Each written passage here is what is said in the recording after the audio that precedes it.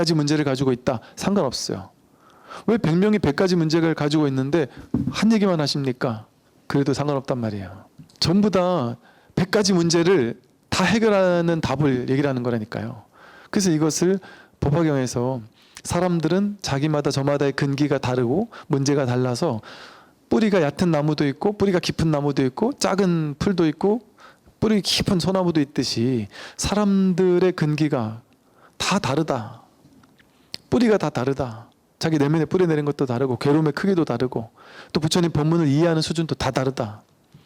그런데 부처님은 오로지 법비를 내릴 뿐이다. 법문이 바로 법비란 말이에요. 이 법비가 내려지면 사람들은 저마다 자기 근기 따라 자기 뿌리 내린 자기 근기 따라 물을 수확할 거 아니에요. 뿌리가 얕은 나무는 그만큼만 물을 먹을 거 아니에요. 뿌리가 깊은 나무는 더 많은 물을 담아낼 수 있을 거 아니에요.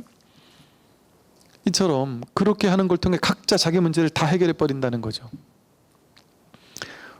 모든 문제는 한 문제이기 때문에 그래요. 그래서 여러분이 지금 처한 그 문제 해결하려고 여기 온 게 아니에요. 그 문제를 질문하면 되는 게 아니란 말이에요. 그 문제를 질문해가지고 그 문제 해결한들 그 근원적인 답이 아니잖아요. 그러니까 그 문제는 잠깐 내비두고 제껴놓고, 왜냐면 이거 해결해도 다음 문제 또 생길 게 뻔하니까. 이거 말고도 아이고 살면서 얼마나 문제가 많아요. 평생 죽을 때까지 계속 생길 건데요. 그러니까 그거 하나하나 다 하나하나 이거 깨부순다는 거는 불가능에 가까워요. 그러니까 그건 잠깐 제껴두란 말이에요. 하루에 5만 가지 생각이 일어나는데 그 생각에 다 끌려다닐 때마다 괴롭다잖아요. 그 5만 가지 생각을 어떻게 다 조복시킬 거예요. 그러니까 어떤 생각이 일어나든 어떤 분별이 일어나든 제껴두란 말이에요. 내버려 두란 말이에요. 신경 끄란 말이죠. 냅두라는 거예요. 그 방아착하라는 거예요. 내려놔라 하는 거예요. 지관, 멈춰라. 멈춰라. 멈추면 저절로 뭐만 있어요? 분별만 멈추면 저절로 관밖에 없어요. 분별하지 않으면 이 알아차리는 이 알아차림 이거밖에 없어요. 이건 없어지는 게 아니거든요. 위치가 있는 것도 아니고 크기가 있는 것도 아니고 진실이 드러난단 말이에요. 우리 언제나 이 진실 속에 있어요. 자기 분별 때문에 진실을 스스로 가리고 또 다른 막 괴물 같은 엄청난 이야기들을 만들어내서 그 이야기 속에 빠져드니까. 아까 우리 용 얘기했을 때 옛날 사람들 진짜 수준이 낮구나. 어떻게 용이 있다고 생각할 수가 있지? 우리가 더 수준 낮은 거죠, 사실은. 어떻게 외계인이 뭐 있고 외계인이 어떻게 생겼을 것이고 뭐 영화 보세요. 영화 감독은 영화 작가는 수준 높은 사람으로 인정받는 사람이잖아요. SF 영화 같은 거 보세요. 이거 얼마나 중생의 분별망상이 고상해요. 복잡하고 또 죽이는 거는 얼마나 기상천외한 방식으로 그냥 사정없이 죽여버려요. 그 영화를 만든 사람, 영화를 보면 영화를 만든 사람들의 분별의식이 정말 어디까지 저렇게 창조적인지. 근데 우리는 그런 사람들 이렇게 받든단 말이에요. 떠받든단 말이에요. 야, 똑똑한 사람이다. 기가 막히다. 왜 분별을 잘 써먹으면, 이 똑똑함을 잘 써먹으면 똑똑하다고 세상에서는 인정해 준단 말이에요. 그러니까 이게 세간에서는 맞는 말이에요. 그게 훌륭한 사람들이에요. 세간에서는. 그렇게 돈을 많이 버니까. 사람들 생각 못한 방식으로 자기는 기상천외한 분별을 해야, 남들은 이렇게 분별하는데 나는 한 단계 더 넘어서는 분별을 해가지고 남들이 예상하는 범주를 넘어서는 결론을 만들어내야 사람들이 열광하잖아요. 그 분별을 세게 해야지 세상에서는 뭐 밥 먹고 살기가 좋아요. 그게 세간의 얘기예요. 세간의 얘기. 그러니까 세상에서는 분별을 기가 막히게 잘하는 사람들이 뛰어난 사람들이거든요. 근데 이 출세간의 진실에서는, 법에서는 그렇게 기가 막히게 분별하는 사람이 가장 어리석은 사람이에요. 그리고 또 실제로 그렇게 가장 뛰어난 사람들은 자기가 똑똑한지 누구보다 자기가 잘 알고 있잖아요.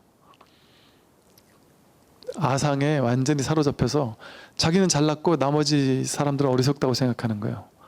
모르는 게 어리석다라는 건 한 번도 생각해 본 적이 없는 거예요. 내가 알기 때문에 어리석다라는 사실을 도저히 인정 못한단 말이에요. 생각도 해본 적이 없고. 어떻게 아는데 어리석을 수가 있지? 말이 안 된다고 생각해요. 근데 이거 너무나 진실이잖아요. 우리 인생에 명백한 진실이 어디 있어요? 모르는 거지. 이거는 명백하게 좋은 건데요 라고 알 수 있습니까? 모른다니까요. 그러니까 옛날에 우리가 큰 스님들을 보면서 욕을 많이 할 때 뭐라고 욕을 하냐면, 타종교는 사회 참여를 많이 하는데 정치에 가서도 한마디 하고, 경제에 가서도 한마디 하고, 뭐 사회 무슨 뭐 데모할 일 있으면 거기 가서도 한마디 하고, 뭐 이 일 있으면 저것도 한마디 하고, 모든 일들의 그 종교적인 견해를 낸단 말이에요. 내 가지고 이렇게 해야 된다, 저렇게 해야 된다, 이렇게 견해를 낸단 말이에요. 근데 그 견해 내는 것도 보면요, 어른 종교인이라고 해서 다 같은 견해를 내지 않아요. 그죠? 어떤 종교, 어떤 어른 종교인은 이렇게 해야 된다 이렇게 얘기하고, 어떤 사람은 그렇게 하면 안 된다 이렇게 해야 된다 얘기한단 말이에요. 예를 들어 누구 탄핵한다 이러면 어떤 사람은 탄핵시켜야 된다 이러고, 어떤 사람은 탄핵시키면 안 된다 이렇게 의견을 내잖아요. 쉽게 말해. 모든 견해에 그 어른이라는 분들의 견해가 다 달라요. 더 다를 수밖에 없죠.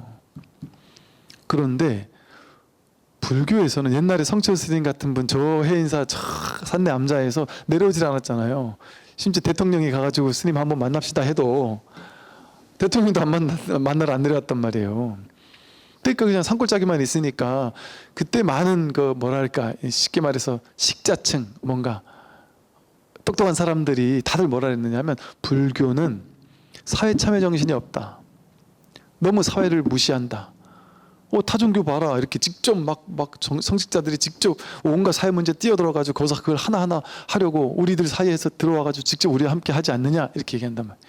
그게 뭐 맞죠. 그것도 틀린 말은 아니에요. 그것도 틀린 말은 아니고, 그런 얘기가 불교도 있죠. 동사섭해라 이런 말이 없지 않아요. 그래서 그렇게 하는 스님들도 있어야 돼요. 그 스님들 그렇다고 무조건 잘못됐다는 게 아니에요. 그런데 그렇게 하더라도 안목 있는 스님들이라면 그 사회 속에 뛰어들더라도 벗어난 채 뛰어들어요. 그러니까 뛰어드는데 뛰어드는 바가 없어요. 얘기해도 얘기하는 바가 없고, 그게 진짜 사회 참여예요. 왜 그럴까요? 모양의 세계는 결론이 안 나요. 끊임없는 다툼, 투쟁밖에 없어요. 내가 좋은 말, 옳은 말 한다고 해서 옳은 말을 딱 했는데 세상 사람들은 나를 욕할 수 있어요. 자기 견해와 틀리다고. 그럼 어느 편을 들어야 되잖아요. 그럼 저 스승과 이 스승이 편 들어서 싸워야 되잖아요. 이 무쟁삼면 끝날 수 없다니까. 그런데 쉽게 말해 중생들끼리 싸우면은 그냥 싸우다 말 수도 있잖아요. 그런데 위대한 스승이라고 생각하는 사람들이 이쪽 편 들고 저쪽 편 들고 이래 보세요. 더 큰 싸움이 돼버려요. 이 공부는 무쟁삼매라서 이것도 이제 이런 측면도 있다라는 거예요. 제가 제 말이 무조건 맞다는 얘기가 아니라, 이 집착하는 법 없이 사회 참여하는 것도 좋아요. 나쁘지 않아요. 그런데 또 다른 방식은 뭐냐 하면, 이 세상에 개입해서 하나하나 모두 의견을 내야 될까? 아니면 내가 어떻게든 내 공부 철저하게 해서 내가 깨달아야 될까? 이 대부분 사람들은 전자를 얘기를 옳다고 하겠죠. 근데 이 마음 공부하는 스님들은 이 후자가 진짜라는 걸 아는 거예요. 내가 내 마음 공부해서 내가 깨닫는 것, 그래서 내 주변에 한 명, 두 명이라도 깨닫게 만들고 떠나는 거, 그거야말로 이 인류를 구제하는 거라는 걸 깨달은 거란 말이에요. 아는 거예요. 깨닫지 못해서도 알죠. 불법에는, 법문에 항상 늘 그래 있으니까. 이게 진짜라니까요. 파도를 바꾸는 사람들이 파도가 이렇게 치게 해야 돼. 아니야. 바람의 방향을 바꿔서 이렇게 치게 해야 돼 가지고 이 세상 사람들이 계속 파도의 모양 가지고 싸우는데, 이 불교 스님들은 내가 바다인 걸 깨달으면 파도 모양은 상관없는 줄 아니까 파도 모양에 개입하지 않는 거예요. 너네가 이걸로 싸우든 저걸로 싸우든 냅두는 거예요, 그냥. 그리고 나는 이게 바다니까 확실하냐, 이거 하나 붙잡고 늘어지는 거예요. 그게 진짜 공부죠. 왜냐하면 파도는 역사 이래로 계속 쳤는데 분쟁은 끊이지 않았고, 중생세간이 한 번이라도 불국토가 된 적이 있었습니까? 그 많은 사람이 행복한 세상을 꿈꾸지만 진짜 행복한 세상, 평화로운 세상에 온 적 있습니까?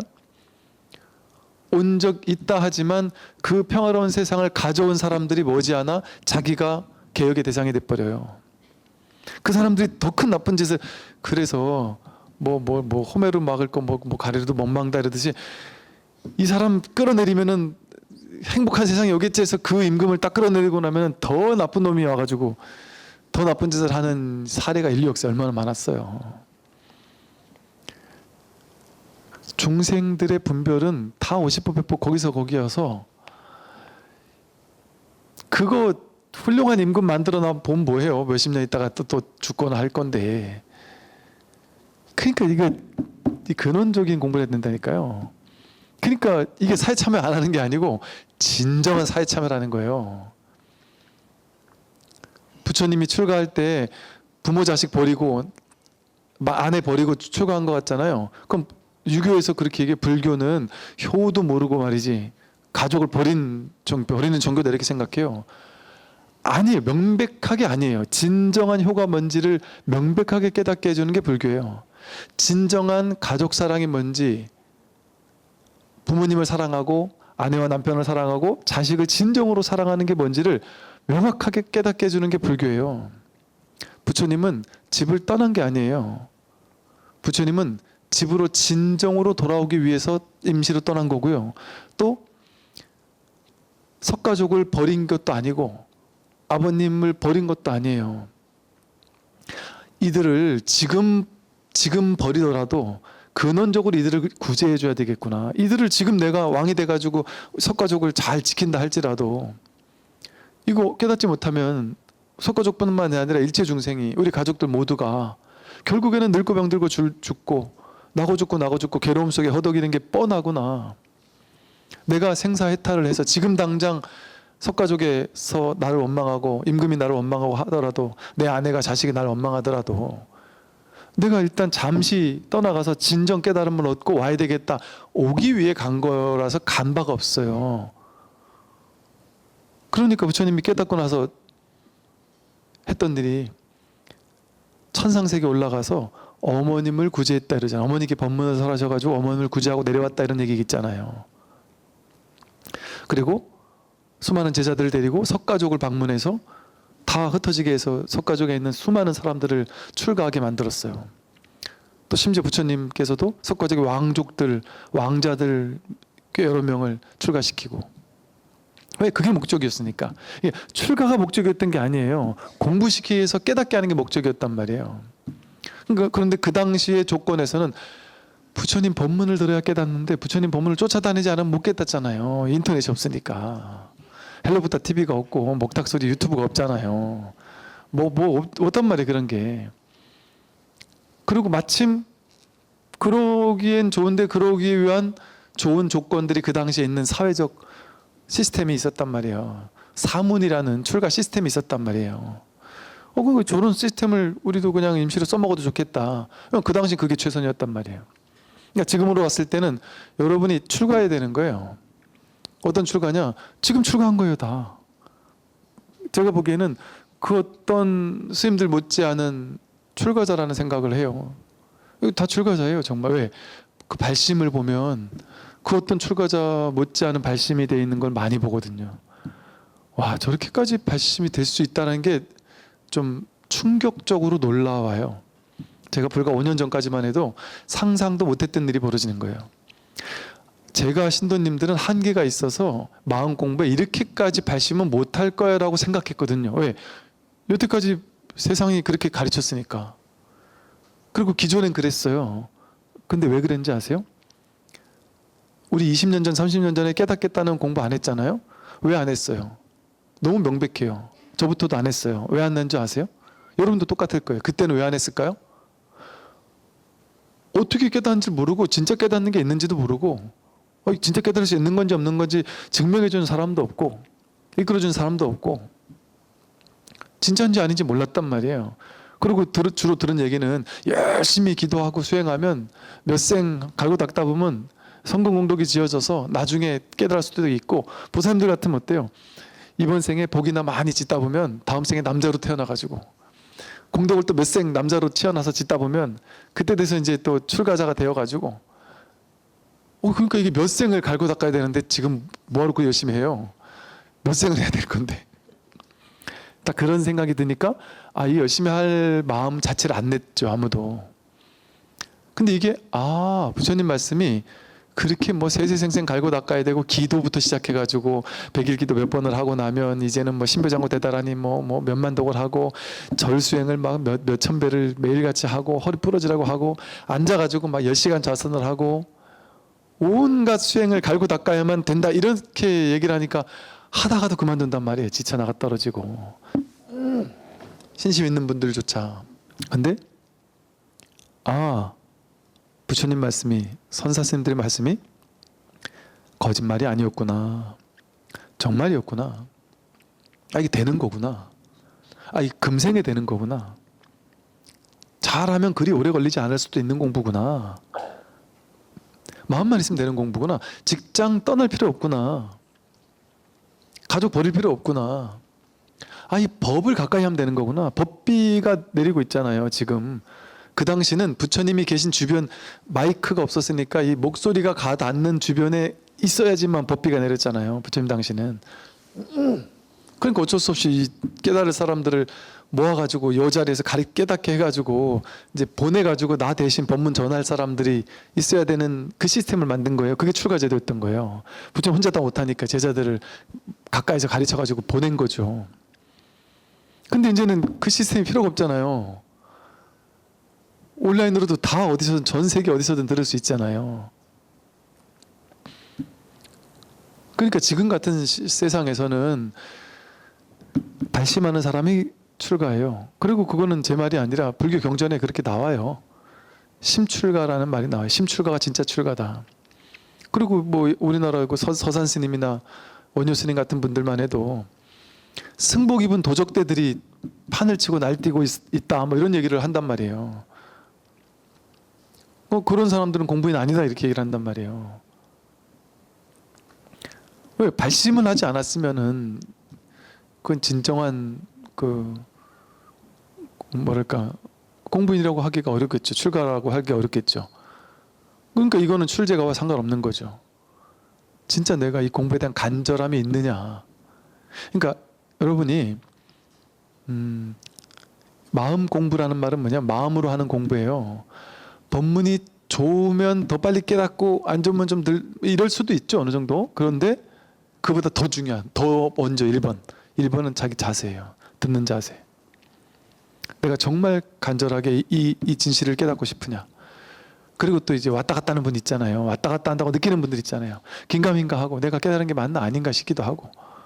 이런 분들이 뭔가 자꾸 정할 날이에요. 내가 깨달은 거 맞아요? 자꾸 확인을 받으려고 그래요.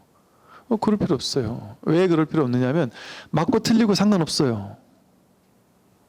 뭐가 중요하냐 하면 내가 일별한 거 맞아요? 아니에요? 견성한 거 맞아? 아니에요? 그게 중요하지 않다니까요. 그거를 딱 찍어가지고 나 한 단계 넘었네. 요거를 정할 필요가 없다니까요. 뭐가 중요하느냐? 이거 확인했냐 안 했냐? 이거를 자꾸 이렇게 정해가지고 어떻게 하려지 말고 자기 스스로가 지금 체험적으로 뭔가 미진함이 있느냐 없느냐. 자기 체험적 삶의 경험으로 실상으로 정말로 둘이 아니냐. 정말로 문제에서 벗어나졌느냐. 벗어나진 삶에 사느냐. 100% 사느냐. 그런데 만약에 여러분이 미진할 때는 어떤 생각, 어떤 공부가 되냐 하면 생각이 돌아가는 수행을 해요. 그는 진짜 수행이 중도가 아니에요. 즉, 내가 갑자기 어떤 일이 생겨서 막 휘둘려요. 괴로워요. 그러면 법문을 떠올려요. 법문에서 이거 있었는데, 맞아. 이거 받아들이라 그랬지. 그래, 이거 받아들여야지. 이것도 나와 둘이 아닌데. 이렇게 자꾸 생각을 하다 보면 뭔가 좀 편안해져요. 이런 속삭임이 있다니까요. 다들. 그러니까 즉각적으로 너무 당연하게 일 없는 게 아니고 일 없기 위해서는 한 생각 돌아가야 돼요. 한 생각 수행을 해야 돼요. 아니면 도망쳐요. 어디로? 법문으로 도망쳐요. 괴로울 때마다 막 법문 들으러 나가잖아요. 여러분. 안 봐도 알죠. 그래야 거기로 도망치면 좀 편하니까 잊어버리고. 그러니까 그 임시로 그런 어떤 방편으로 그렇게 하는 거는 뭐 나쁘지 않아요. 근데 그게 아직 내가 부족한 거죠. 그래서 사실은 여러분이 법문을 듣고 있다면 미진한 사람이에요. 사실은. 법문이 내 안에서 확실해져 버리면 저 사람 입에서 나오는 말과 부처님 입에서 나오는 말과 내 안에서 체험된 게 다르지 않으면 알아서 여러분이 공부가 어느 정도 익어가잖아요. 이 체험하고 나서도 한참 걸려요. 시간이 지나고 나서 완전 부리법에 그냥 하나로 탁 기압을 해버려 버리면 누가 시키지 않아요. 자기 스스로 이제 조금씩 이제 법문을 덜 듣게 돼요. 굳이 안 들어도 내가 힘이 생긴단 말이에요. 그 나중에 법문 거의 뭐 들을 일이 없단 말이죠. 내 체험적으로 법문이 살아 있으니까. 근데 지금 그렇게 체험적으로 법이 살아 있습니까? 명백하게 내 머리 안 굴려도 수행 안 해도 법문으로 도망치지 않아도 어떤 괴로움이 와도 바로 그 자리에서 곧장 일이 없습니까? 그게 아니라면 내가 견성을 했든 안 했든 상관없어요. 미진한 거란 말이에요. 미진하다라고 규정할 것도 없고 그러니까 계속 공부하는 거예요. 모른다 하고. 왜 이렇게 확실하게 체험되는 명백한 부처님 같은 체험은 나에게 없잖아요. 모르잖아요. 그건 모르잖아요. 언뜻 내가 성품이 뭔지는 알 것 같지만 그게 중요한 거 아니라니까. 내가 완전히 괴로움이 사라지는, 체험적으로 괴로움이 완전히 사라져서 어떤 괴로움이 와도 틈없다는 건 뭐냐면 괴로운데 조금 마음 굴리니까 행복해졌어. 조금 수행하니까 좀 이겨냈어. 이거는 진짜 이겨낸 게 아니죠. 미진한 거고 부족한 거죠. 그러니까 그런 상태일 거 아니에요. 누구나. 그러면 그냥 내 상태가 어떤지를 돌아보면 안 돼요. 내가 공부가 됐냐 안 됐냐, 체험을 했냐 안 했냐, 왜 자꾸 왔다 갔다 하냐, 이런 걸 자꾸 돌아보면 안 돼요. 그러면 그게 분별심이 돼가지고 그게 또 나를 가로막아요. 그게 또 다른 그 포승줄이 돼가지고 내가 공부 됐나 안 됐나, 됐나 안 됐나, 오늘은 됐다리고 내일은 안 됐다리고, 한 달 전엔 됐다랬다, 그 다음 또 안 됐다랬다가, 어느 날은 된 것 같아서 막 신났다가 어느 날은 안 된 것 같고, 심지어 어느 날은 막 꿈속에서 깨달았어요. 부처가 됐다가 어느 날은 또 꿈속에서 막 괴로워하다가, 그러면서 스스로 자기가 됐다라는 공부가 어느 정도는 됐어, 된 게 맞아라고 딱 정해버리는 게 되게 위험합니다. 난 어느 정도 공부가 됐어 이렇게 정해버리면 공부 진도가 더 이상 안 나가요. 그래서 내가 이제 어느 정도 그래도 한 소식 해서 어느 정도 참 숨을 돌릴 수 있네 이렇게 해버리면 거기 안주하게 돼요. 그래서 옛날 스님들이 화두를 한번 딱 깼단 말이에요. 타파했단 말이에요. 그럼 어떻게 해요? 근데 공부 다 했다 하사나라 이렇게 안 하죠. 더 못 푸는, 더 어려운 화두를 계속 준단 말이에요. 왜 그럴까요? 콱 막히라고. 막힌다는 게 뭐예요? 모른다는 거예요. 모를 뿐이라는 거예요. 여러분이 지금 가벼운 사람조차, 삶이 가벼워서 내 공부가 많이 됐다고 스스로 자부하는 사람들조차 내가 지금 부처냐, 부처님처럼 틈없이 괴로움이 없느냐 했을 때 대답 못 하잖아요. 그러면 다 내려놓으란 말이에요. 다 내려놓고 계속 공부하는 거예요. 그냥 모른다 하고. 내가 이거에 대한 감은 있지만 내가 확실하게 내가 100% 체험적으로 깨달아진 건 아니구나. 틈없이 그냥 완전히 그냥 모든 괴로움이 그 자리에서 요만큼의 속삭임, 머릿속에 굴리는 속삭임도 없이, 수행이라는 거 빌릴 것도 없이, 그럼 그 괴로움이 일어난가 즉해서 매 순간 부처가 확실하냐. 그게 아니라면 그냥 공부인인 거예요. 공부에는 무슨 계급을 나눠요. 공부가 된 사람 안 된 사람, 한 소식 한 사람 안 한 사람, 그거 나누면 그게 제일 위험한 차별심 아니에요? 여러분 이렇게 절에 와가지고, 절에 와서 여러분 딴절에 가면은, 딴절에 가서 딴절에 신도님들이 야 저 사람은 공부 몇 단계 몇 급, 뭐 태권도 띠 주듯이 몇 급 몇 단이고, 뭐 저 사람은 견성, 이 사람은 뭐 이런 식으로 하는 거 봤습니까? 저 사람은 수다원, 사다함, 아나함, 아란, 이렇게. 그거는 경전에서의 방편으로 그렇게 한 소리고 실제 절에서 안 그러잖아요. 그런데 이 공부처에서 오히려 그러고 살 수가 있어요. 이 서원을 공부한다라는 공부처에서 신도님들끼리 저 사람은 한 소식 했다, 저 사람은 1별 정도 한 것 같다, 아직은 왔다 갔다 한다, 저 사람은 뭔가 딱 굳은 것 같다, 저 사람 공부가 좀 많이 됐다, 이거를 정해가지고 내가 구분 안 한다고 해도 암암리의 그런 생각 자체가 얼마나 큰 차별을 가져와요. 여러분 차라리 돈 있고 없는 거 가지고 차별하면은 별로 안 괴로워요. 그건 뭐 돈 있고 없는 거야, 뭐 맞아, 네 돈 많아 하면 끝이고, 네 잘났다 그래, 네 학벌 좋다, 뭐 이런 거는 간단한 거예요. 그냥 아무것도 아니에요 사실은.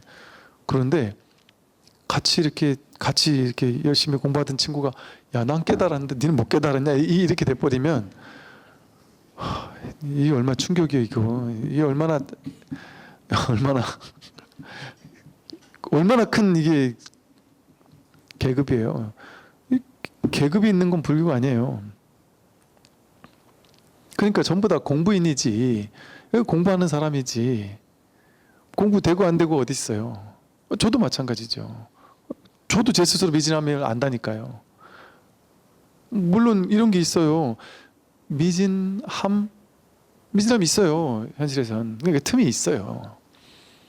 근데 미진함을 또 스스로 보는 이 자리에서는 미진함이라고 말은 하지만 미진함이 없다라는 것도 또 확실해요. 그러니까 이 두 측면이 있단 말이에요. 그거 다 알아요. 그 두 측면이 있다라는 거. 그러나 여전히 어쨌든 그 두 측면이 있다면 그냥 공부해야 될 때인 거예요. 그러니까 여기 법문 들으러 매주 오고 있다, 이거 그냥 공부할 때인 거예요. 그러니까 공부됐다라는 입도 뻥끗 하지 말란 말이죠. 우리 특히나 우리 같이 이렇게 불교 집안에서는 더 그래요. 어디 불교란 이름 안 쓰고 그냥 이렇게 뭐 이래저래 가르치는 데서는 뭐 그런 용어 쓰는 경우도 있는 것 같아요. 근데 그런 불교계 안에서는 그런 말을 쓰면 안 되는 이유가 있어요.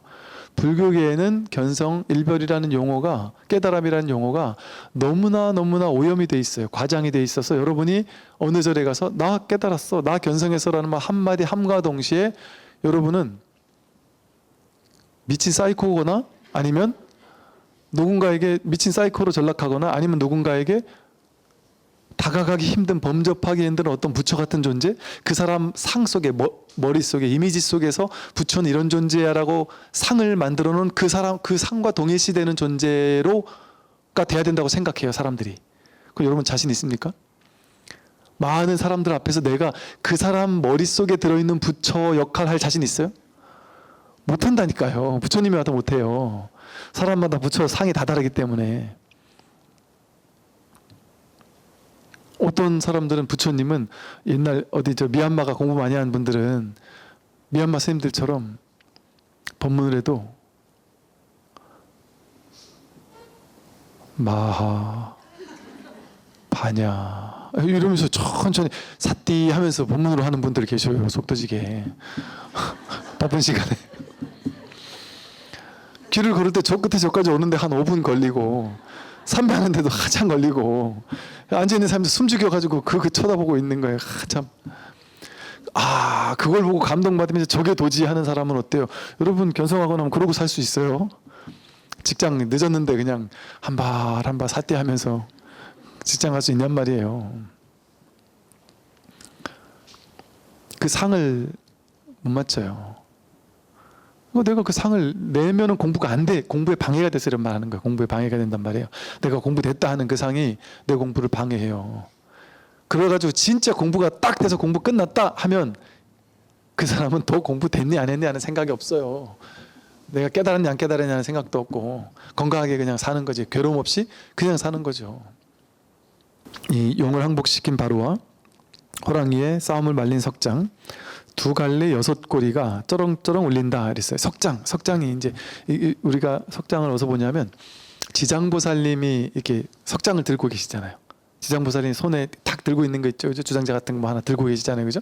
근데 그 석장 딱 지장보살님이 듣고 있는 석장 위에 보면 이게 양갈래로 돼 있어요. 두 갈래 이렇게 고리가 두 갈래로 돼 있어요. 두 갈래로 돼 있고 왼쪽에 링이 3개 있어요. 오른쪽에도 링이 3개 있어요. 이게 뭐냐면 이걸 탁 찝는다라는 게 상징하는 게 뭐냐면 6개 지옥, 악이, 축생, 인간, 수라, 천상, 육도, 윤회라는 괴로운 중생들이 사는 곳을 6범주화 시킨 게 육도윤회잖아요. 즉 육도윤회란 말은 괴로움이 반복되는, 윤회라는 말이 반복된다는 거거든요. 끊임없이 괴로움이 반복되는데 모양을 바꿔서 반복돼요. 지옥 같은 괴로움, 악귀 같은 괴로움, 축생 같은 괴로움, 막 이런 6가지 범주로 크게 나눌라면 나올 수 있을 만한. 근데 이 6가지도 그게 실제 있어서 나눈 게 아니고 불교 교리가 선악, 선업 있고 악업 있잖아요. 선업 지으면 천상 가고 악업 지으면 지옥 가는 거잖아요. 그리고 대표적인 우리를 괴롭히는 게 탐진치 삼독이잖아요. 탐심 일으키면은 악귀 지옥 가고, 진심 화내는 거 일으키면은 아수라 지옥 가고, 치심 어리석으면 짐승 축생이 되는 거잖아요. 그리고 5가지잖아요. 그리고 인간이 있잖아요. 그러니까 선악 탐진치가 있으니까 거기에 비대해가지고 6개를 만든 거예요. 실제 육도윤회가 어디 있어서 그런 게 아니고. 육도윤회 주소 들어봤어요? 뭐 안드로메다 뭐 무슨 성운에 있는 어디에는 뭐 축생 아귀 지옥이 있다든지 뭐 이런 얘기 안 들어봤잖아요. 그 교리로 만든 거예요, 그런 게. 즉 육도윤회라는 말은 뭐 육도라는 게 6개의 도가 딱 정해져 있는 게 아니에요. 중생의 분별망상이 8만 가지가 넘게 무수히 많은데 그 무수히 많은 거를 그냥 단순화시켜 본 거예요. 선악탐진치로. 그리고 그러한 괴로움이 반복되는 세계를 계속해서 지속해서 살아간다. 그게 윤회예요. 나고 죽고 나고 죽고 하는 게 윤회가 아니고. 근데 우리가 그렇게 육도윤회 하고 있잖아요. 매 순간 매일매일 육도윤회 하고 있잖아요. 매일매일 육도윤회 하죠. 화 버럭 내면은 아기 지옥이고, 욕심 부리면은 아기 지옥이고, 화내면은 아수라 지옥이고, 어리석고 분별망상 불이켜서 어리석으면 그게 축생이지 사람이 축생이 아니에요. 분별의식하는 게 축생이지. 실제 축생은 축생이 아니죠. 왜냐하면 축생은 분별망상이 없잖아요. 사람이 축생이에요. 사람이 분별망상을 하잖아요. 그래서 이렇게 지장보살님의 석장이 상징하는 바는 육도윤회라는 괴로움의 끊임없는 반복, 괴로움의 끊임없는 반복에서 벗어나라는 거예요. 그 이걸 한번 탁 누르면 이 육한장이라 불러요. 육한장이 6개 환 고리로 이루어진 이 석장이란 말이에요. 이걸 텅텅 두드리고 하면은 짤랑짤랑짤랑짤랑 한단 말이에요. 그러면 이 세간에서는 어떤 의미냐면, 스님들이 만행 다닐 때 이렇게 짤랑짤랑짤랑 하면서 다니면 뱀이나 야생동물로부터도 좀 보호를 받을 수 있고, 이 야생동물들이 멀리 도망갈 수도 있고, 또 나를 와서 물지도 않겠죠. 그러니까 동물들 좀 비켜라, 나한테 밟혀 죽으면 안 되니까, 또 너희들이 나를 공격하면 안 되니까, 뭐 이런 어떤 다양한 측면도 있을 수 있고요. 또 선을 공부하는 수행자에게는 석장을 탕탕 찍으면서 큰 스님들이 이렇게 움직일 때 뭐예요? 짤랑 짤랑 짤랑, 언제나 이것뿐이란 말이에요. 언제나 법을 직지인심하고 있단 말이에요. 이렇게 육한장을 짤랑짤랑 하면서 가는 게 계속 직지인심을 하는 거예요. 이게 직지인심을 하는 법을 드러내고 있는 거예요. 그러니까 이게 이 석장이 법을 드러낸단 말이에요. 그러니까 이 법에서 2갈래 6꼬리가 있는 육한장, 이 석장이 쩌렁쩌렁 울리는 이 소리 들으면 그 어떤 중생의 분별망상, 스스로를 괴롭히는 그 괴로움, 그게 무너져 내린단 말이에요. 싸움을, 중생의 근본적인 분별망상의 싸움을 이걸로만 해결할 수 있다는 거예요. 이걸로만 무쟁삼매를 가져올 수 있다는 거예요. 안 그러면 우린 죽을 때까지 싸우는 상태에 있어요. 누군가와 다투고 투쟁하고 더 많이 가지려고 욕심내면서 남의 걸 더 많이 뺏어오려고 길을 쓰고 싸워 이기려고 하는 그 전쟁의 상태. 그러니까 항상 전쟁의 상태예요. 사실은 중생들은 언제나 전쟁의 상태예요. 도망치거나 더 많이 가지려고 하거나 싸워 이기려고 하거나 취하거나 버리는 거, 갖다 공격하거나 아니면 내빼거나 도망치거나. 그러니까 안심할 수 없고 그 자리에 있어서 멈출 수가 없죠. 멈추면 공격당할 수 있으니까, 또 멈추면 남의 거 뺏어올 수 없으니까. 그런데 진실의 세계는 부족한 세계가 아니에요. 남의 걸 뺏어야 되는 것도 아니고 남한테 이겨야 되는 것도 아니고, 무한한, 그러니까 그냥 자신의 삶을 자기가 그냥 이렇게 보면 사유만 해봐도 진짜가 그렇지 않을까요? 우리 중생의 세계는 싸우고 탐진치 삼독으로 서로 자기 이익 때문에 막 싸우고 교묘하게 앞에서는 웃지만 뒤에서는 욕하고 싸우고 경쟁하고, 저 사람이 잘못되고 내가 잘 됐을 때 막 혼자 좋아하고 기뻐하고 그러고 살잖아요, 중생들은. 그죠? 그러니까 그럴 때 우리 마음속에서는 어떻게든 내가 싸워 이겨야 돼, 경쟁해서 이겨야 돼, 대접받아야 돼, 높은 자리에 올라가야 돼, 이런 상태가 우리의 삶을 지배하고 산단 말이에요. 그러니까 세상은 생존 경쟁의 장인 것 같아요. 한숨도 쉴 수가 없어요. 포기할 수가 없고 싸워 이겨야 돼요. 전투적인 상태예요. 맹렬한 기세로 남들과 싸워 이겨야 되는 상태거든요. 그런데 문득 진실을 보면 어떨까요? 이 세상이 어떤 곳인가요? 정말 이 세상은 어떤 곳인가요? 내가 애쓰고 노력하지 않아도 가장 기본, 우리가 사는 데는 가장 기본이 되는 살림살이만 있으면 살 수 있거든요. 그 이상은 욕심이에요. 기본이 되는 살림살이는 내가 억지 노력해서 버는 게 아니에요. 그냥 주어져 있는 거예요. 여러분, 배고프면 돈이 없어도 뭔 짓을 해서도 먹게 돼 있거든요. 어디가 구걸을 해서라도. 아니, 먹어야 되기 때문에 어디 가서 일이라도 하고 뭐를 하게 돼 있단 말이에요. 그럼 보세요. 본래 살림살이 내가 살 수 있게 최소한의 의식주를 가지게 하는 거는 능력 있는 사람만 할 수 있을까요? 학교 다닐 때 공부 잘하던 사람만 뭐 밥 벌어 먹고 사나요? 아니잖아요. 잘났던 사람, 못났던 사람, 착한 사람, 못된 사람, 능력 있는 사람, 없는 사람, 좋은 대학 간 사람, 아닌 사람, 뭐 모든 사람이 전부 다 먹고 사는데 문제 없잖아요. 근데 잘났다 하는 거는 조금 더 좋은 옷, 좋은 차, 좋은 음식, 좋은 집에 사는 사람일 뿐이잖아요. 아프리카에 다 죽어가는 사람들도 그냥 살잖아요. 뭐 그러다 죽을 수도 있지만. 그러니까 즉 자기가 자기 명대로 살 수 있는 그 본연의 살림살이는 태어나면서 주어져 있어요. 그거는 내가 애써서 하는 게 아니에요. 본래 살림살이에요. 본래 자기가 가지고 나온 거예요. 그러니까 얘가, 여러분 몸이 보세요. 배고파야지만 밥을 먹을 수 있고 그래야지 안 죽잖아요. 그럼 배고프는 거 내가 노력해야지 해요? 저절로 배고픈 줄 알잖아요. 마음이 하는 일이에요. 저절로 배고픈 거 어떻게 알아요?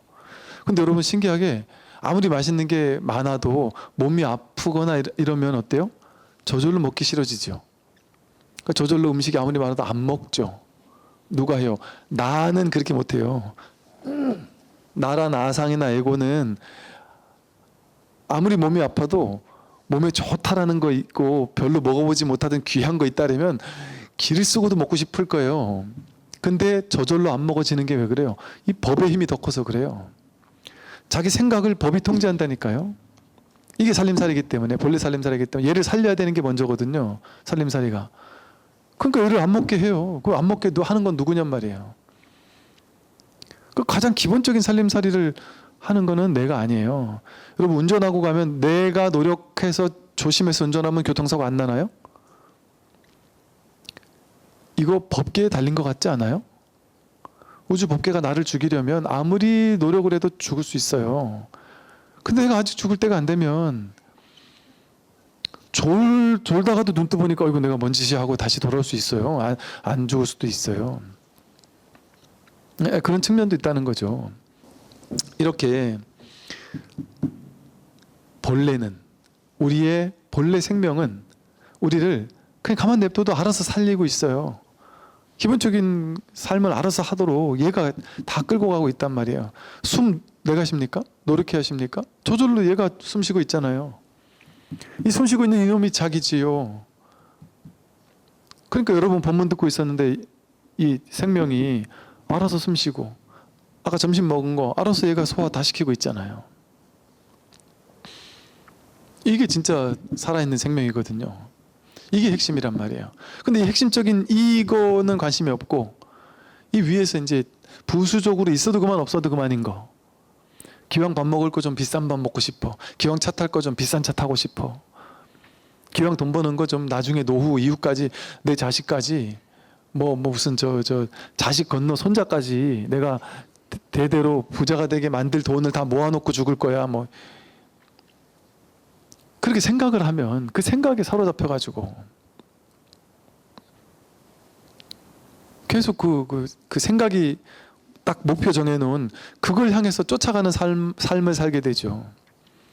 그러니까 지금 완성이 아니에요. 지금 이대로 완전하지 못해요. 항상 부족하고 항상 싸워 이겨야 돼요. 왜 내 돈 벌려면 누구 호주머니를 털어와야 되잖아요. 이 세상 생긴 게 그렇잖아요. 내 돈 벌려면 딴 주머니에서 털어와야 되잖아요, 솔직히. 자꾸 그걸 하지 말라는 게 아니고, 근데 가만히 보면 어때요? 사실은 난 아무것도 하지 않았는데 공기가 무한히 나에게, 여러분 공기 한 모금이 여러분이 죽을 물 속에 빠져가지고 막 지금 죽을 것 같아요. 그럼 물 밖으로 나가서 공기 한 번 들이쉬는 게 얼마쯤 할까요? 지금 지금 이제 딱 곧 죽어요. 그러면 이제 공기 한 번 먹으면 안 죽게 돼요. 그럼 그 얼마면 되겠어요? 얼마면 되니? 이거 수백억 수천억 할 수 있잖아요, 그죠? 가치로 보면 수백억 수천억 줘도 여러분 살려준다라면 줄 수도 있잖아요. 여러분 돈이 있으면, 없어서 문제지만 돈이 있으면 줄 수도 있단 말이에요. 내가 나를 살려준다면. 그러면 수백억 이상 가는 가치의 공기가 태어나서 지금까지 무제한 공급되고 있잖아요. 한 번도 없은 적이 없잖아요. 물 무제한 공급되잖아요. 아무 집에다가 달라리도 주잖아요. 여러분 밥 먹을 때 이거 10,000원 주고 밥을 먹어도 이게 10,000원짜리냔 말이에요. 이 안에 뜯어보면 전 세계 모든 세계에서 만든 조미료들이 다 들어있을걸요 아마. 그곳에서 이거 만들어내려고 얼마나 많은 사람들이 동원되고, 비행기로 오고 배로 오고, 비행기 배 만드는 사람에서부터 뭐 연결된 얼마나 많은 사람이 도움 줘야 만들어요. 여러분이 혼자 태어났는데 무인도에서 혼자 단독의 힘으로 밥 한 끼 만들 수 있을까요?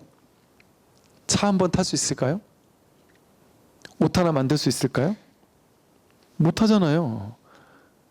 그러니까 이게 10,000원짜리가 아니라니까요. 이게 수조 원짜리 그 이상 가는 거죠. 숨도 그렇고. 그런데 그게 무제한 공짜잖아요. 왜 그게 가능할까요? 일체 모든 중생들이 연기적으로 돕고 있으니까, 각자 자기를 열심히 하는 걸 통해 나를 밥 먹게 하고 나를 옷 입게 하잖아요. 근데 우리들은 그거 하느라고 다 배우잖아요.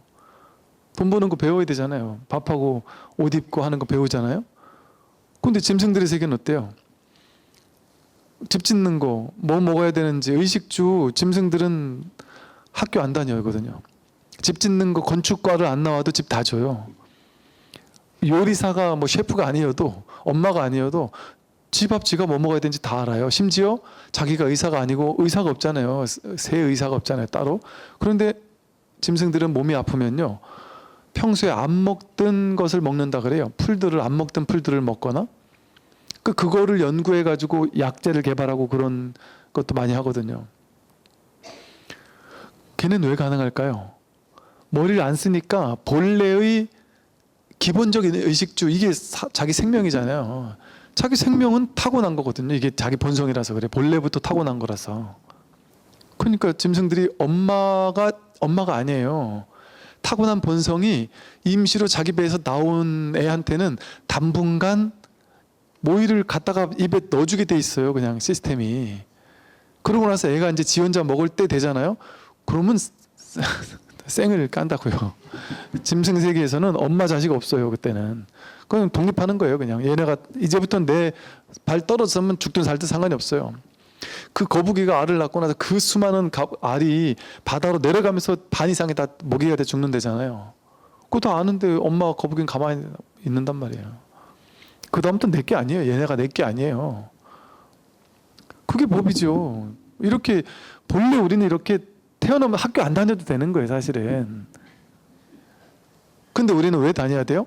머리를 가지고 사니까, 분별심 가지고 사니까. 그러니까 분별망상이 중심이 돼서 삶을 사니까 이 무분별지를 잊어버린 거예요. 원래 없었던 게 아니라 본래 있었는데 잊어버린 거예요. 근데 이 무분별지에서 보면 온 우주가 나를 항상 무제한으로 도와주고 있어요.